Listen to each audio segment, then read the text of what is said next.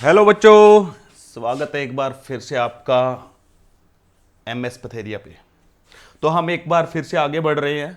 Last time हमारा जो lecture था वो सॉल्यूशन चैप्टर का कंसंट्रेशन की टर्म चल रही थी, जिसके अंदर हम मोलैरिटी और मोलैलिटी को कंप्लीट कर चुके हैं। उनके डिफरेंट डिफरेंट टाइप के न्यूमेरिकल्स नियर अबाउट कंप्लीट कर चुके हैं। फिर भी कोई न्यूमेरिकल पेंडिंग रहेगा तो जैसे आपका चैप्टर ये ओवर होगा तो हम इसके कंप्लीट मैराथन लेके आएंगे ओनली न्यूमेरिकल्स पार्ट की, जिसके अंदर हम सीबीएसई के प्रीवियस ईयर्स के भी क्वेश्चंस को डिस्कस करेंगे। आज का जो हमारा लेक्चर रहेगा मोल फ्रैक्शन और रिमेनिंग जो कंसंट्रेशन की टर्म है उनके ऊपर रहेगा। फिर भी हम देख लेते हैं कोई न्यूमेरिकल पीछे का पेंडिंग तो नहीं है। तो मोल फ्रैक्शन क्या होती है इसको हम डिस्कस करने से पहले देख लेते हैं कोई हमारा क्वेश्चन तो पेंडिंग नहीं है पीछे का, उसके बाद हम आगे बढ़ेंगे। तो चलिए टाइम को वेस्ट ना करते हुए आगे बढ़ते हैं, बिल्कुल बेसिक से स्टार्ट करते हैं। तो देख लेते हैं एक बार हमारा कोई क्वेश्चन तो नहीं है।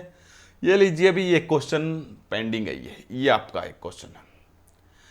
ये कह रहा हमारे पास how many ml of the 0.1 molarity HCl are required. ये कह रहा हमारे पास कितने ml 0.1 मोलरिटी का HCl का सॉल्यूशन की रिक्वायरमेंट है। How many molarity HCl are required to react completely with the 1 gram mixture of Na2CO3 and NaOH containing equimolar amounts of both। पहले क्वेश्चन को समझते हैं क्या कह रहा है, उसके बाद धीरे धीरे आगे बढ़ते हैं। क्या कहना चाह रहा है क्वेश्चन उसके बाद ही देखेंगे हम, ठीक है। तो हम एक बार देख लेते हैं क्वेश्चन को। ये लीजिए, how many ml of the 0.1 molarity HCl। पहले क्वेश्चन बता देता हूं भी क्या कह रहा है, थोड़ा सा ध्यान से देखना क्वेश्चन को। जब तक आपको क्वेश्चन का पता नहीं चलेगा हम कुछ नहीं कर पाएंगे। ये कह रहा है हमारे पास 0.1 मोलरिटी का HCl का सॉल्यूशन है, ठीक है। 0.1 मोलरिटी का HCl का सॉल्यूशन है, ठीक है भाई। 0.1 मोलरिटी का HCl का सॉल्यूशन हमारे पास है। 0.1 मोलरिटी का 0.1 मोलरिटी का HCl का सॉल्यूशन है। ये कह रहा है इसका वॉल्यूम आपको कैलकुलेट करना है, इसका वॉल्यूम आपको कैलकुलेट करना है। क्वेश्चन थोड़ा पहले हम इसका बेसिक समझेंगे फिर क्वेश्चन पे आएंगे। 0.1 मोलरिटी का HCl का सॉल्यूशन है, उसका वॉल्यूम आपको कितना रिक्वायरमेंट है। +1 क्लास में भी ये क्वेश्चन आ चुका है, करवा चुके हैं। तो कितना इसका वॉल्यूम चाहिए, किसके साथ क्या करना है उस वॉल्यूम का। इस HCl की हमें क्या करनी है, अभी रिएक्शन करवानी है। किसके साथ करवानी है, मिक्सर है। किस किस का मिक्सर है, एक Na2CO3 का मिक्सर है और दूसरा किसका मिक्सर है, दूसरा हमारे पास NaHCO3 का मिक्सर है। इन दो का मिक्सर है और इस मिक्सर के साथ हमें HCl को कंप्लीटली रिएक्ट करवाना है, यानी कि ये मिक्सर कंप्लीटली कंज्यूम हो जाए, कंप्लीटली रिएक्ट कर जाए किसके साथ, HCl के साथ। उतना HCl आपको लेना है, उतने HCl का वॉल्यूम आपको लेना है। तो कितना वॉल्यूम HCl का ले ताकि आपका मिक्सर कंप्लीटली रिएक्ट हो जाए HCl के साथ, क्योंकि ये लिमिटेड अमाउंट में है, वो आप जितना चाहो उतना ले सकते हो। लेकिन इसने क्वेश्चन में क्या कंडीशन लगाई है कि आपका ये जो Na2CO3 और NaHCO3 ये कंप्लीटली रिएक्ट हो जाना चाहिए HCl के साथ। तो इसकी जो अमाउंट है इन दोनों की मिक्स करके जो अमाउंट दी हुई है वो 1 ग्राम दी हुई है। इन दोनों की जो अमाउंट दी हुई है वो कितनी दी हुई है, 1 ग्राम दी हुई है। तब ये कह रहा है इन दोनों का जो मिक्सर है वो 1 ग्राम है, इसके साथ कंप्लीटली हम HCl की रिएक्शन करवाना चाहते हैं। तो HCl का कितना वॉल्यूम लें ये कह रहा है, क्योंकि जो HCl दिया हुआ वो 0.1 मोलरिटी का दिया हुआ है। तो HCl कितना उसका वॉल्यूम ले ताकि वो कंप्लीटली Na2CO3 और NaHCO3 के साथ रिएक्शन कर ले। अब क्वेश्चन ये है हमारे पास, लेकिन अब बात क्या है, बात हम देख लेते हैं। सबसे पहले अगर हमें इस 1 ग्राम मिक्सर में ये पता हो Na2CO3 कितना है और NaHCO3 कितना है, तो हम क्या करेंगे, Na2CO3 के साथ HCl की रिएक्शन करवा के देखेंगे, जनरल रिएक्शन मोल कंसेप्ट के अकॉर्डिंग। फिर NaHCO3 से रिएक्शन करवा के देखेंगे कि कितने, मान लेते हैं 1 ग्राम में से इसकी जो अमाउंट है वो 0.2 ग्राम है और इसकी अमाउंट कितनी बच गई, 0.8 ग्राम। तो हम क्या करेंगे, 0.8 ग्राम Na2CO3 के साथ कितना HCl रिएक्ट करेगा वो HCl के अमाउंट निकाल लेंगे। फिर 0.8 ग्राम NaHCO3 के साथ कितना HCl रिएक्ट करेगा उसकी अमाउंट निकाल लेंगे। दोनों की अमाउंट आपके पास आ जाएगी। फिर हमारे पास क्या है, इसके साथ जो HCl रिएक्ट करेगा उसकी अमाउंट आ जाएगी, NaHCO3 के साथ जो HCl रिएक्ट करेगा उसकी अमाउंट आ जाएगी। जब HCl की अमाउंट आ जाएगी उसके बाद आपके पास HCl की मोलरिटी दी हुई है तो उसका वॉल्यूम निकालना आसान हो जाएगा। तो सबसे पहला क्या हो गया, 1 ग्राम मिक्सर के अंदर Na2CO3 कितना है और NaHCO3 कितना है ये हमें पता करना है। अभी पहला पार्ट आपका ये रहेगा इस न्यूमेरिकल में। लेकिन वो कैसे पता करेंगे, क्वेश्चन को पूरा पढ़िए। 1 ग्राम मिक्सर ऑफ, 1 ग्राम मिक्सर है किसका, Na2CO3 and NaHCO3 containing equi molar amounts of both. ये वर्ड देखिए, containing equi molar amounts of both, मतलब ये जो Na2CO3 और NaHCO3 है 1 ग्राम मिक्सर में, इन दोनों के मोल्स इक्वल है। उस मिक्सर के अंदर इन दोनों के मोल्स इक्वल हैं। तो मोल्स इक्वल हैं तो अब आपके लिए आसान हो गया। अब आप आसानी से 1 ग्राम में Na2CO3 कितना होगा, NaHCO3 कितना होगा, वो कैलकुलेट कर सकते हो। देखिए जरा कैसे करेंगे, बिल्कुल आसान से आसान तरीके से देखेंगे हम। सबसे पहले हमारे पास क्या कह रहा है अभी, Na2CO3 और NaHCO3 का जो मिक्सर है उसका वेट है कितना है हमारे पास, उसका जो वेट है वो हमारे पास है 1 ग्राम। उसमें से हम क्या करते हैं, लेट Na2CO3 जो हमारे पास है वो x ग्राम है, उसमें से जो Na2CO3 है वो कितना मान लिया अभी, x ग्राम। अब आपको सोचने की जरूरत नहीं है, Na2CO3 जब x ग्राम मान लिया तो NaHCO3 कितना हो जाएगा, क्योंकि टोटल दोनों का जो मिक्सर था वो 1 ग्राम था। जब एक को x मान लिया तो दूसरे का हो जाएगा 1 minus x। It means so NaHCO3 कितना हो जाएगा अभी, NaHCO3 will be equal to 1 minus x gram. हो जाएगा या नहीं हो जाएगा अभी, NaHCO3 कितना हो जाएगा, 1 माइनस x। अरे आपने Na2CO3 को x मान लिया, टोटल वेट 1 ग्राम है, तो 1 में से x को माइनस कर देंगे तो किसका वेट बच जाएगा, NaHCO3 का। अब दोनों के मोल्स बना लेते हैं। मोल्स कैसे बनाते हैं, मोल्स बनाते हैं, गिवन मास आपके पास आ गया, डिवाइड में क्या कर दें इनका मोलर मास। Na2CO3 का मोलर मास कितना होता है वो हम देखेंगे। तो Na2CO3 का जो मोलर मास होता है वो 106 होता है अभी।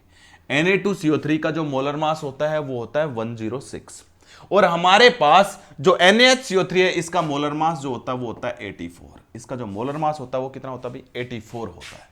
इसका जो मोलर मास है वो 84 है, ठीक है भाई। अब दोनों के मोल्स बना लेते हैं। पहले Na2CO3 के मोल्स बना लेते हैं। Na2CO3 के मोल्स कितने बनेंगे भी, गिवन मास कितना था x, डिवाइड में क्या करें, इसका मोलर मास, कितना मोलर मास है 106, बन गए मोल्स। दूसरी तरफ NaHCO3 के बना लेते हैं। NaHCO3 के भी मोल्स बना लेते हैं। NaHCO3 will be equal to क्या, गिवन मास कितना है 1 माइनस x, डिवाइड में क्या कर दें, डिवाइड में कर देते हैं इसका मोलर मास, कितना इसका मोलर मास 84। दोनों के मोल्स बन गए या नहीं बन गए, दोनों के मोल्स बन गए। तो ये दोनों के मोल्स कह रहा है इक्वी मोलर है, इसलिए इन दोनों मोल्स को क्या कर सकते हैं, एक दूसरे के इक्वल रख सकते हैं या नहीं रख सकते हैं। आप कहोगे सर बिल्कुल रख सकते हैं, तो रख लीजिए। तो हमारे पास क्या आ गया, x डिवाइड में 106 is equal to 1 minus x upon में 84। ये लीजिए अभी आपके पास आ गया। यहां से x आपको निकाल सकते हो, इजीली x निकाल सकते हो, बिल्कुल आसानी से निकाल सकते हो। सोल्व कर लेते हैं। 84 को इधर लेके आएंगे, क्या हो जाएगा 84x इक्वल टू, ये 106 उधर जाएगा तो 106 माइनस में 106x हो जाएगा। हो गया इतना, सोल्व कर लेते हैं। 10x6 को इधर लेके आएंगे तो ये किसका हो जाएगा, प्लस का हो जाएगा, क्योंकि ये इधर माइनस का है। ये इधर आगे किसका हो जाएगा, प्लस का। प्लस का होगा तो इसके साथ ऐड हो जाएगा, कितना हो जाएगा 190। तो हमारे पास क्या आ जाएगा 190x इक्वल टू क्या आ गया 106 हो गया। अब x निकाल लो, x क्या आ जाएगा 106 बाई 90। x कितना आ जाएगा हमारे पास 106 बाई 90, 190। तो हम कैलकुलेट कर लेंगे 106 बाई 190 तो कितना हो जाएगा अभी, x को कैलकुलेट कर लेते हैं। आप जल्दी से कैलकुलेट करके देखिए तो हमारे पास कितना हो जाएगा अभी। तो x इक्वल टू यहां पे लिख देता हूं, x इक्वल टू कितना आ गया अभी हमारे पास, x आ गया 106 डिवाइड में 190, नियर अबाउट आएगा भाई 0.56। नियर अबाउट कितना आएगा 0.56 आएगा। ये लीजिए अभी आपके पास x कौन था, Na2CO3, मतलब Na2CO3 0.56 ग्राम आ गया। अगर Na2CO3 0.56 ग्राम आ गया है, 1 ग्राम था टोटल मिक्सर, इसका मतलब मुझे ये बताइए ये आपके पास Na2CO3 आ गया। तो मुझे ये बताइए NaHCO3 कितना रह गया। आप कहोगे सर 1 में से x की अमाउंट माइनस कर देते हैं, क्योंकि x आया 0.56, तो NaHCO3 कितना आ जाएगा, 1 में से 0.56 को माइनस करोगे तो सीधी सी बात है कितना आ जाएगा 0.44। कैलकुलेशन में कोई गड़बड़ हो तो देख लेना भी, कैलकुलेशन मेरे अकॉर्डिंग नियर अबाउट मुझे लग रहा है सही चल रही है। कैलकुलेशन आपके अकॉर्डिंग होनी चाहिए, आप सोल्व करके जरूर देख लेना। बताइए भाई मुझे इतना, 1 ग्राम मिक्सर में Na2CO3 कितना था और NaHCO3 कितना था, दोनों पता चल गए या नहीं पता चल गए। बिल्कुल इजी वे में मैंने बताया तुम्हें, क्योंकि सबसे पहले हमने x मान लिया, इसका वेट, तो Na2CO3 कितना हो जाएगा, NaHCO3 कितना हो जाएगा 1 माइनस x, दोनों के मोल्स बनाए और इक्वलाइज कर दिया, क्योंकि इसने खुद ने कहा है इक्वी मोलर अमाउंट से। अब आप क्या करोगे भी, आपके पास Na2CO3 की वेट आ गया, NaHCO3 का वेट आ गया। इतने क्वेश्चंस को यहीं पे रख लीजिए, सिर्फ ये याद कीजिए Na2CO3 आया आपके पास है 0.56 और NaHCO3 जो आया है वो 0.44 ग्राम आया है भाई, 0.44 ग्राम आया है। आगे बढ़ते हैं, फिर आगे देखते हैं आगे क्या कह रहा है। आगे कह रहा है हमारे पास जो Na2CO3 आया था वो कितना आया था, Na2CO3 जो आया था वो एक बार यहां पे नोट कर देता हूं। Na2CO3 जो हमारे पास आया था वो 0.56 ग्राम आया था, और जो NaHCO3 आया था वो कितना आया था भाई, NaHCO3 जो हमारे पास आया था 0.44 ग्राम। यही आया था या नहीं आया था, चलो भाई ठीक है। अब देखते हैं, अब क्या करते हैं भाई, Na2CO3 की HCl से रिएक्शन करवा लेते हैं। और जब रिएक्शन करवाओगे तो आपके पास क्या होगा, रिएक्शन आपको करवानी आनी चाहिए भी, क्या होगी, बैलेंस रिएक्शन, ताकि मोल कंसेप्ट के अकॉर्डिंग हम ये पता कर सके कि Na2CO3 के साथ कितना HCl रिएक्ट कर रहा है, क्योंकि हमें HCl की अमाउंट चाहिए। जब आप HCl की अमाउंट रिएक्ट निकाल लोगे तो उसके बाद उसका वॉल्यूम निकालना आसान हो जाएगा। तो रिएक्शन करवाते हैं। जब हम रिएक्शन करवाते थे तो 10th क्लास में पढ़ते थे, जब भी किसी कार्बोनेट के साथ या जब भी किसी बाइकार्बोनेट के साथ किसी एसिड की रिएक्शन करवाते थे तो उसमें से कौन सी गैस निकलती थी, अगर याद हो तो उसमें से जो गैस निकलती थी वो CO2 गैस निकलती थी। ठीक है, जब भी किसी कार्बोनेट या बाइकार्बोनेट को स्ट्रांगली हीट करते हैं या उसकी रिएक्शन एसिड से करवाते हैं तो उसमें से CO2 निकलता है, तो निकाल देते हैं। इसमें से सबसे पहले CO2 तो निकाल ही देते हैं। इसका पॉजिटिव इसका नेगेटिव, मतलब Na पॉजिटिव Cl नेगेटिव के साथ कंबाइन होके क्या बनाएगा, NaCl।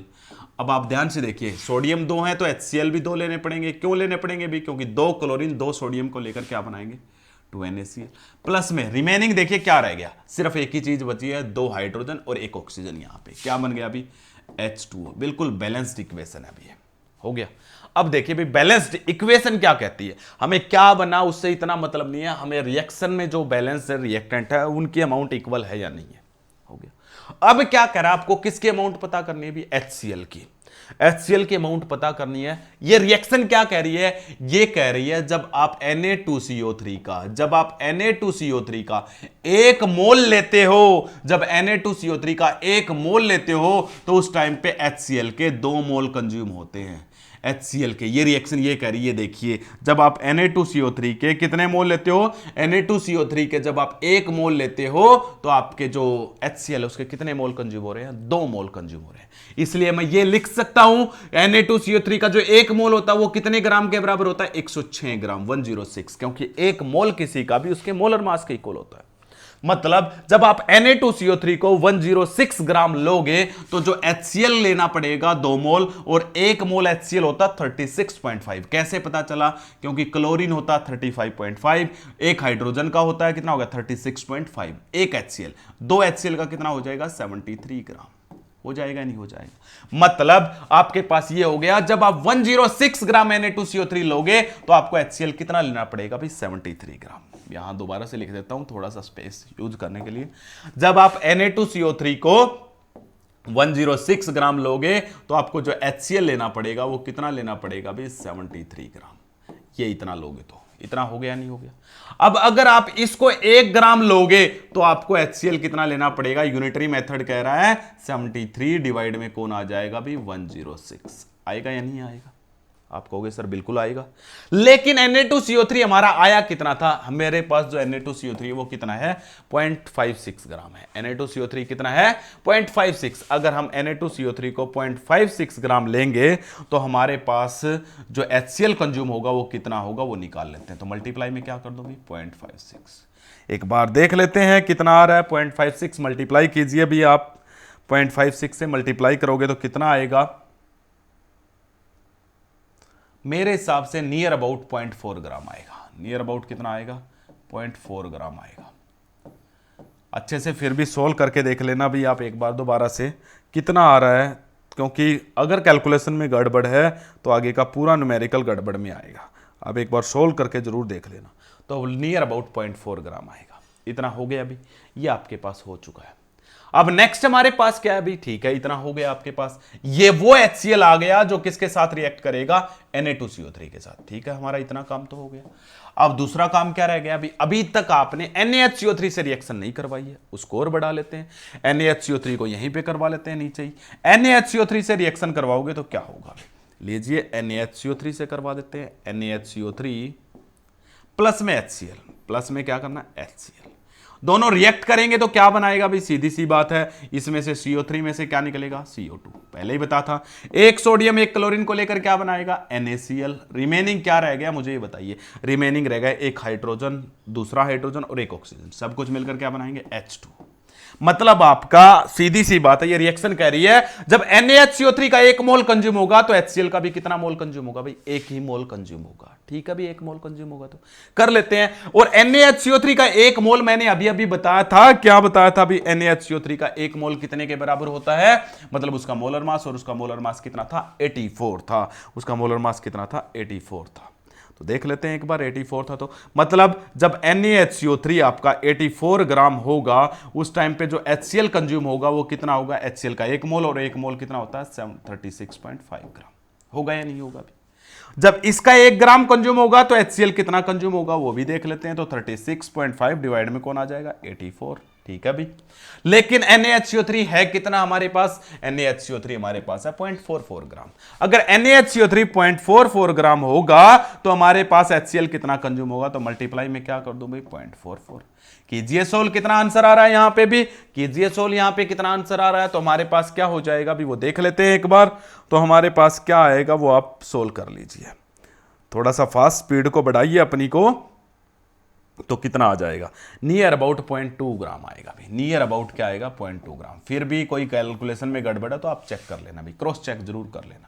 ये आपके पास HCl की वो अमाउंट आ गई जो NaHCO3 से रिएक्ट करेगी, और ये वो अमाउंट आई थी जो Na2CO3 से रिएक्ट करेगी। अब NaHCO3 और Na2CO3 का हमारे पास यहां तक की काम था। टोटल HCl कंज्यूम्ड कितना आ गया अभी, total HCl consumed, total HCl consume पूरे मिक्सर के साथ जो रिएक्शन किया, मिक्सर किस किस का था, Na2CO3 और NaHCO3 का था, कितना रिएक्ट हुआ 0.4 ग्राम तो यूज हुआ है Na2CO3 के साथ, और 0.2 ग्राम कंज्यूम हुआ है NaHCO3 के साथ, तो टोटल कितना कंज्यूम हो गया भाई 0.6 ग्राम हो गया। टोटल HCl जो यूज हुआ है वो कितना यूज हुआ है 0.6 ग्राम हो गया, इतना हो गया अभी। आगे का काम बिल्कुल आसान है। अब आपको क्या करना है अभी, Na2CO3 और NaHCO3 के साथ जो HCl रिएक्ट करेगा वो कितना करेगा अभी 0.6 ग्राम, इतना काम हो गया। अब आपको क्या करना है, उसका volume banana, how many ml, कितने ml चाहिए, और 0.1 मोलरिटी HCl। ठीक है भी, निकाल लेते हैं। अब मुझे बताइए मोलरिटी का फॉर्मूला आपने क्या पढ़ा था, मोलरिटी का फॉर्मूला हमने पढ़ा था, molarity is equal to number of moles of solute upon में वॉल्यूम, यही पढ़ा था या नहीं पढ़ा था, number of moles of solute. ठीक है भी, number of moles of solute भी क्या था, गिवन मास अपॉन में उसका मोलर मास, और डिवाइड में था volume of the solution in litre, volume of the solution in litre. अगर वॉल्यूम ml में है ये तो इसको लीटर में चेंज करने के लिए कितना करते हैं 1000, 1000 कहां चला जाएगा ऊपर, यही था ना, ये ml में होगा तब 1000 आएगा। ठीक है भी, ठीक है, बिल्कुल आसान है। अब आप देखिए मोलरिटी क्या है, मोलरिटी कितनी दी हुई है, मोलरिटी दी हुई है आपके पास, कितनी दी हुई है 0.1 है या नहीं है 0.1, इक्वल टू WB वेट आपके पास कितना HCl कंज्यूम हुआ था वो आ चुका है, WB कितना आया 0.6, मल्टीप्लाई में क्या 1000, डिवाइड में क्या आ जाएगा भाई, डिवाइड में molar mass of the HCl, क्योंकि HCl सॉल्यूट है, कितना होगा 36.5, और मल्टीप्लाई में उसका वॉल्यूम कितना कंज्यूम होगा ये आपके पास आ जाएगा, सोल्व कर लेना भी आंसर आ जाएगा। तो Na2CO3 और NaHCO3 के साथ कितना HCl रिएक्ट करेगा ये हमें पता करना था। तो हमने क्या किया, पहले Na2CO3 और NaHCO3 के मिक्सर में से 1 ग्राम के मिक्सर में कितना Na2CO3 प्रेजेंट है, कितना NaHCO3 प्रेजेंट है वो निकाल लिया, फिर उसके साथ कितना HCl रिएक्ट करेगा, रिएक्शन करवा के निकाल लिया। जैसे आपके पास HCl कितना कंज्यूम हुआ वो आ गया, जब HCl कंज्यूम होने का मतलब है HCl का इतना मास यूज हुआ है, गिवन मास जिसको बोलते हैं, तो HCl का गिवन मास हमारे पास आ गया। उसके बाद मोलरिटी उन्होंने ऑलरेडी दी हुई है, क्या दी हुई है अभी, मोलरिटी ऑलरेडी दी हुई है, हमारे पास मोलरिटी ऑलरेडी दी हुई थी। अगर मोलरिटी दी हुई थी तो ये क्या कह रहा है अभी हमारे पास, अगर मोलरिटी ऑलरेडी दी हुई थी तो उसके बाद हमारे पास क्या था अभी, मोलरिटी दी हुई थी, गिवन मास पता चल गया, मोलर मास HCl का पता है, क्योंकि अब HCl पे आ गया सब कुछ, HCl कितना कंज्यूम हुआ वो हमें पता चल गया, तो HCl के उस सॉल्यूशन का वॉल्यूम निकालना था, वॉल्यूम निकाल दो, बिल्कुल आसान था। एक बार ध्यान से देखना पूरे क्वेश्चंस को, बिल्कुल आसान है। ये था भी इस टाइप का क्वेश्चन, थोड़ा सा डिफिकल्ट लेवल का आएगा तो ओके। बढ़ते हैं फिर आगे, नेक्स्ट हमारे पास अगले टर्म लेके आए हैं मोल फ्रैक्शन, बहुत ही इंपॉर्टेंट, बहुत ही इजी और बहुत ही इंटरेस्टिंग है भी, क्योंकि सीबीएसई ने इस बार ही पूछा था कि एक यूनिट लेस क्वांटिटी का नाम बताओ, कंसंट्रेशन की एक टर्म बताओ जो यूनिट लेस है। तो mole fraction unit less quantity में आती है, कैसे आती है देख लेते हैं एक बार। तो आगे बढ़ते हैं, नेक्स्ट हम देख लेते हैं एक बार। तो देखिए अभी अगली टर्म जो हमारे पास है वो है मोल फ्रैक्शन। अगली जो टर्म यूज होगी वो हमारे पास है अभी मोल फ्रैक्शन। तो मोल फ्रैक्शन के अकॉर्डिंग क्या कह रहा है अभी,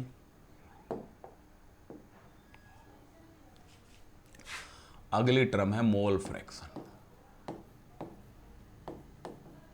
मोल फ्रैक्शन में क्या कह रहा है अभी, डिनोटेड बाय एक्स। किससे डिनोट किया जाता है अभी, एक्स से डिनोट किया जाता है मोल फ्रैक्शन को। क्या कह रहा है अभी, आपके पास एक सोल्यूट होता है और दूसरा क्या होता है, सोलवेंट। हमें पता है हमारे पास जब सॉल्यूशन बनाते हैं तो उसमें एक सोल्यूट होता है और एक सोलवेंट होता है। तो सोल्यूट के मोल्स देख लेते हैं और सोलवेंट के मोल्स देख लेते हैं, दोनों के मोल्स देख लेते हैं। पहले मोल्स निकालने आपको आते हैं। जब दोनों के मोल्स को ऐड कर देते हैं तो हमारे पास क्या आ जाता है, टोटल मोल्स ऑफ सॉल्यूशन। जैसे कि सोल्यूट के मोल्स को हम किससे लिखते हैं, NB से। सोलवेंट के मोल्स को हम किससे लिखते हैं, Na से। अब आपसे कोई पूछे ये सोल्यूट मोल्स हैं, सोल्यूट के मोल्स हैं, उसके बाद आपके पास क्या है, ये सोलवेंट के मोल्स हैं। ठीक है भाई, सोलवेंट के मोल्स हैं, तो दोनों को हमने निकाल लिया। अब मैं पूछूं आपसे पास सॉल्यूशन के मोल्स क्या होंगे, तो सॉल्यूशन के मोल्स आप कहोगे sir NB plus Na is equal to क्या हो जाएगा, सॉल्यूशन मोल्स। होंगे या नहीं होंगे, ये हमारे पास अभी सॉल्यूशन के मोल्स, ये आपके पास है।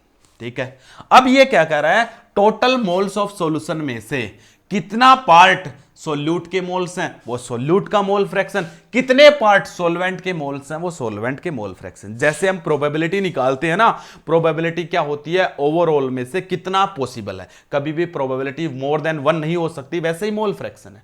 जैसे कि मान लेते हैं सोल्यूट के मोल्स 2 हैं, कितने हैं, 2 हैं, और सोलवेंट के मोल्स 8 हैं, कितने हैं, 8 हैं। तो टोटल मोल्स ऑफ सॉल्यूशन कितने हो गए, 10। कितने हो गए, 10।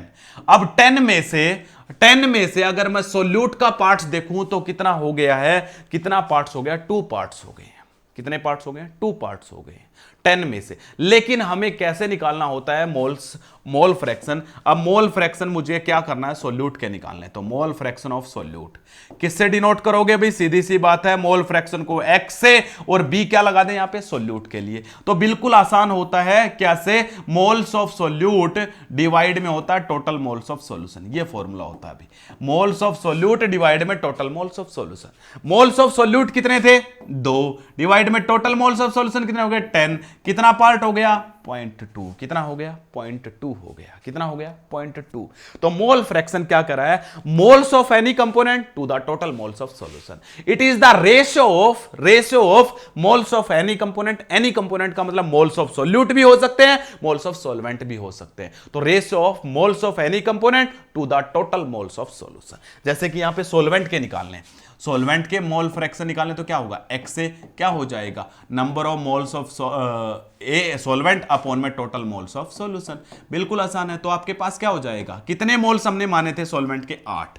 ठीक है भाई, 8 डिवाइड में टोटल मोल्स कितने थे, 10। तो कितना आ गया, 0.8। हो गया नहीं हो गया। अब दोनों के जोड़ो, किसके जोड़े, सोल्यूट और सोल्वेंट दोनों के जोड़ोगे तो टोटल मोल्स फ्रैक्शन कितना आएगा, 1। एक और बड़ा इंपॉर्टेंट क्वेश्चन ये बन जाता है, total mole fraction of solution कितने होते हैं। चाहे कंपोनेंट सोल्यूट और सोल्वेंट एक एक होते हैं, अगर सोल्यूट एक से ज्यादा हो, क्योंकि हम जो क्वेश्चन पढ़ रहे हैं, हम जो चैप्टर पढ़ रहे हैं, इसके अंदर हम जो सॉल्यूशन पढ़ेंगे वो बाइनरी सॉल्यूशन पढ़ेंगे। बाइनरी सॉल्यूशन का मतलब क्या होता है, बाइनरी सॉल्यूशन वे होते हैं जिसके अंदर एक ही सोल्यूट होगा और एक ही सोल्वेंट होगा। लेकिन मैंने बताया था सोल्वेंट हमेशा एक ही होता है, लेकिन सोल्यूट मोर देन 1 हो सकते हैं। मान लेते हैं सोल्यूट 2 हैं, सॉल्वेंट 1 है, तो टोटल 3 सब्सटेंस हो गए। ऐसे सॉल्यूशन को बोलेंगे टर्नरी सॉल्यूशन। मान लेते हैं सोल्यूट आपने 3 कर लिए, सॉल्वेंट तो एक ही रहता है, तो वहां पे टोटल 4 हो गए। आपने बी कितने कर लिए, बी टोटल 3 कर लिए, और जो ए है सॉल्वेंट है वो 1 कर लिया, तो टोटल कितने सब्सटेंस हो गए, 4। ऐसे को बोलते हैं क्वाटरनरी सॉल्यूशन। लेकिन हम यहां जो पढ़ रहे हैं वो बाइनरी, मतलब एक ही सॉल्यूट होगा और एक ही सॉल्वेंट होगा। लेकिन मैं ये कहना चाह रहा हूं, चाहे बाइनरी सॉल्यूशन हो, चाहे टर्नरी सॉल्यूशन हो, चाहे क्वाटरनरी सॉल्यूशन सॉल्यूशन हो, टोटल मोल फ्रैक्शन हमेशा एक ही रहेगा। टोटल मोल फ्रैक्शन हमेशा कितना रहेगा? एक ही रहेगा, क्योंकि it is the ratio of moles of any component to the total moles of solution. ये रेशियो है, किस किस के रेशियो है? मोल्स ले लो किसी भी कंपोनेंट के, चाहे सोल्यूट के लो चाहे सॉल्वेंट के, डिवाइड में total moles of the solution कर दो, तो आपके पास मोल फ्रैक्शन आ जाएगा। अब ये यूनिटलेस क्वांटिटी क्यों है? क्योंकि ऊपर भी मोल्स है और नीचे भी मोल्स है, मोल्स ऑफ सॉल्यूशन और मोल्स ऑफ एनी कंपोनेंट। मोल से मोल कैंसिल, इसलिए कैसी क्वांटिटी है अभी? यूनिटलेस क्वांटिटी है। कैसी क्वांटिटी है ये? यूनिटलेस क्वांटिटी है। तो आपको पता होना चाहिए, जिसकी कोई यूनिट नहीं है, ऐसी एक कंसंट्रेशन की टर्म बताओ तो mole fraction, moles of any component to the total moles of solution. और टोटल मोल फ्रैक्शन हमेशा कितना होता है? 1 होता है। जैसे कि एक बार एक क्वेश्चन पूछा गया था, सीबीएसई का, नीट ने ही पूछा था। हमारे पास क्या कह रहा है अभी, एक NaCl का सॉल्यूशन है, NaCl का सॉल्यूशन जिसके अंदर NaCl के मोल फ्रैक्शन है 0.35, और ये एक्वस सॉल्यूशन है। एक्वस का मतलब वहां पे वाटर कौन कर रहा है, किसका काम कर रहा है? सॉल्वेंट का। तो वाटर के मोल फ्रैक्शन बताइए। अब बच्चे सोचने लगे ये क्या पूछ लिया। अरे बिल्कुल सिंपल है, NaCl यहां पे सोल्यूट का काम कर रहा है और जो आपका वाटर है वो सोल्वेंट का काम कर रहा है। दोनों के जो मोल फ्रैक्शन होते हैं वो कितने होते हैं? 1 होते हैं। जब आपको NaCl के पता है 0.35 है, तो वाटर के कैसे निकाले? 1 में से 0.35 को माइनस कर दो, कितना आ जाएगा भाई? 0.65। ये लीजिए, आ गए या नहीं आ गए? तो बिल्कुल आसान है, टोटल मोल फ्रैक्शन जो होते हैं वो सॉल्यूशन के 1 होते हैं। अब इससे रिलेटेड क्वेश्चंस देखते हैं, मोल फ्रैक्शन से रिलेटेड देख लेते हैं एक बार, ठीक है? यहां तक कोई डाउट हो तो आप कमेंट सेक्शन में रख सकते हो, ठीक है भाई? देख लेते हैं आगे क्वेश्चन।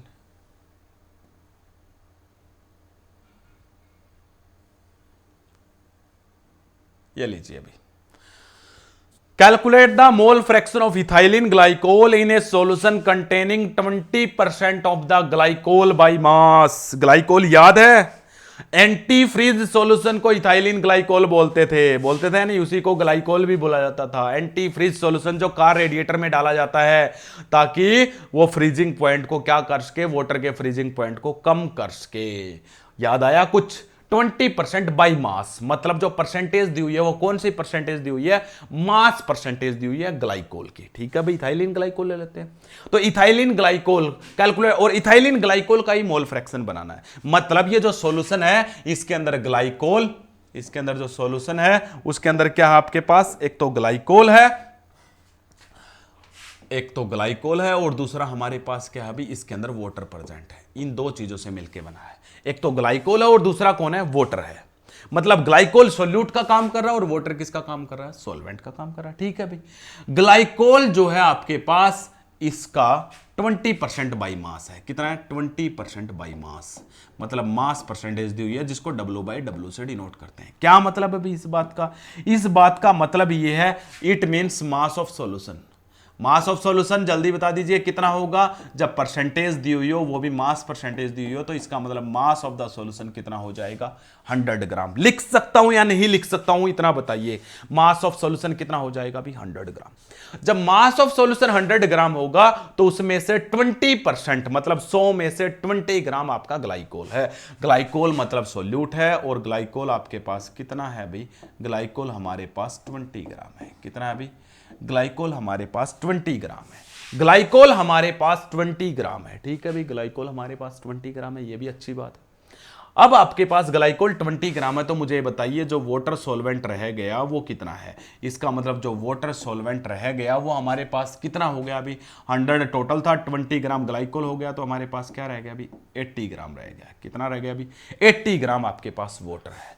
हमारे पास 80 ग्राम वाटर है, 80 ग्राम वाटर प्रेजेंट है, ठीक है अभी? 80 ग्राम वाटर प्रेजेंट है। तो अब आप क्या करो? मोल फ्रैक्शन बनाने के लिए पहले आपको क्या चाहिए? मोल्स चाहिए। मोल्स के लिए आपको गिवन मास चाहिए, बिल्कुल है गिवन मास, सोल्यूट का भी है, सॉल्वेंट का भी है। जब आपके पास गिवन मास हो तो मोलर मास भी चाहिए। मोलर मास देख लेते हैं। इसका जो मोलर मास होता है, इसके मोलर मास को हम MB से लिखेंगे, B for solute, M for molar mass. तो कितना होता है अभी? 62। कैलकुलेट करके देख लेना, 62 होता है। और वाटर का मोलर मास को हम MA से डिनोट करेंगे, A फॉर सॉल्वेंट, और जिसका आपको पता है कितना होता है? 18 होता है।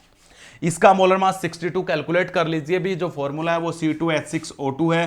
तो कार्बन का 1 का 12, 2 कार्बन का कितना हो गया 24, एक हाइड्रोजन का 1 है, 6 हाइड्रोजन का 6, एक ऑक्सीजन का हमारे पास कितना है 16, 2 ऑक्सीजन का 32, सबको जोड़िए जरा 62 आएगा भाई। तो इसलिए इसका मोलर मास जो होता है वो कितना होता है 62। ठीक है, अब मोल्स बना लेते हैं। मोल्स ऑफ सॉल्यूट मतलब ग्लाइकोल क्या बन जाएगा भी NB equal to given mass कितना था 20 डिवाइड में क्या करें भाई इसका मोलर मास कितना हो गया 62। बन गए या नहीं बन गए भी। दूसरी तरफ मोल्स ऑफ सॉल्वेंट कितने बन गए भी इक्वल टू गिवन मास कितना उसका 80 ग्राम डिवाइड में क्या करें भाई इसका मोलर मास कितना है 18। इतना देखिए भी एक बार हो गया नहीं हो गया। सिर्फ हमने कुछ अलग नहीं किया है, एक ही चीज की है। क्या किया है, हमारे पास मास तो मास परसेंटेज दी हुई थी, तो मास ऑफ द सॉल्यूशन 100, उसमें से 20% ग्लाइकोल था, मतलब ग्लाइकोल का जो आपके पास मास हो गया वो गिवन मास हो गया वो 20 ग्राम। उसका मोलर मास आपको कैलकुलेट करना भी आना चाहिए और वैसे भी याद होना चाहिए 62 होता है। वाटर जो है उसका मास कितना हो गया 100 टोटल था, उसमें से 20 ग्राम आपके पास ग्लाइकोल हो गया, तो जो वाटर है वो कितना हो गया 80 ग्राम। उसका मोलर मास जो है वो कितना होता 18, दोनों के मोल्स बना लिए। अब मोल्स बनाने के बाद आपके पास टोटल मोल्स ऑफ सॉल्यूशन मैं आपसे पूछूं, टोटल मोल्स ऑफ सॉल्यूशन कैसे करते थे भी। Total moles of solution, total moles of solution बिल्कुल इजी है। कैसे, moles of solute plus moles of solvent, moles of solute plus moles of solvent मतलब NB प्लस NA।